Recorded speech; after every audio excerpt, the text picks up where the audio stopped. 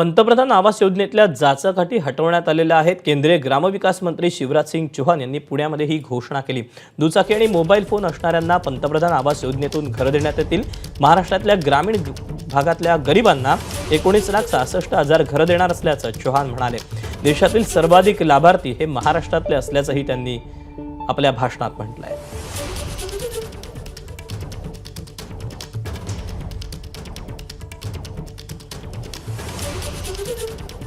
6,37,089 मकान पहले मिले और आज प्रधानमंत्री जी के आशीर्वाद से देवेंद्र जी 13,29,678 मकान महाराष्ट्र को आवास प्लस योजना के अंतर्गत फिर से देने का काम किया जा रहा है।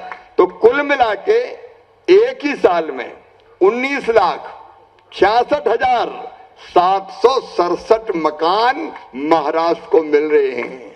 आज तक इतनी बड़ी संख्या में कभी किसी प्रदेश को किसी सरकार से गरीबों के लिए इतने मकान नहीं मिले। आपल्याला केंद्र सरकारने 6.5 लाख घरं मंजूर केली होती। ते टार्गेट वाढवण्यात आलेलं आहे। अतिरिक्त 13 लाख घरं आपल्याला देण्यात आलेली आहेत। एका वर्षात 20 लाख घरं देण्याची अनाउन्समेंट आत्ताच केंद्रीय ग्रामविकास मंत्री आदरणीय शिवराज सिंग चौहान साहेबांनी केलेली आहे।